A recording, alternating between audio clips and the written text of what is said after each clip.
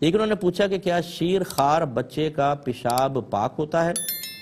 نہیں، بالکل ناپاک ہوتا ہے۔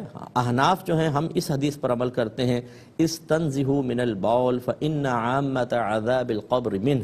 سرکار فرماتے ہیں پیشاب کی چھینٹوں سے بچو کیونکہ اکثر عذاب قبر اسی کی وجہ سے ہوتا ہے۔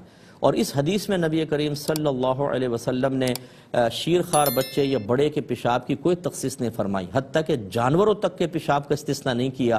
اس لیے ہر ایک کا پیشاب چاہے جانور کا ہو، انسانوں کا ہو، چاہے شیرخوار بچے کا، وہ حرام ہے، لہٰذا وہ ناپاک بھی ہے، اس کو پاک کرنا ہی ہوگا۔ اور یہ جو بعض حدیثوں میں ثابت ہے کہ سرکار کی گود میں بچہ دیا، بچے نے پیشاب کر دیا تو سرکار نے تھوڑا سا پانی لے کے چھڑک دیا، یہ بعض حدیثوں میں اس طرح کے الفاظ ہیں۔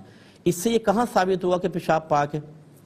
وہ تو یہ ہو سکتا ہے کہ چونکہ بچے کے شیرخوار بچے کے پیشاب میں اسمیل کم ہوتی ہے، ابھی نماز کا ٹائم نہیں تھا تو نبی کریم نے تھوڑی سی اسمیل دور کرنے کے لیے وہ ڈال دیا، لیکن اس کے بعد انہی کپڑوں میں جا کے سرکار نے نماز پڑھی، یا سرکار کی قولی حدیث دکھا دیں سرکار نے فرمائی یہ بچے نے پیشاب کیا، اس کے بچے کا پیشاب پاک ہے، ایسا نظر نہیں آئے گا۔ تو جب قولی حدیث میں اور عمل سرکار صلی اللہ علیہ وسلم میں ٹکراؤ پیدا ہو تو امت کے لیے قولی حدیث فوقیت رکھتی ہے، جو سرکار نے قول فرمایا اس سے عذاب قبر ثابت ہو رہا ہے، لہذا شیرخوار بچے کا پیشاب بھی حرام ہے۔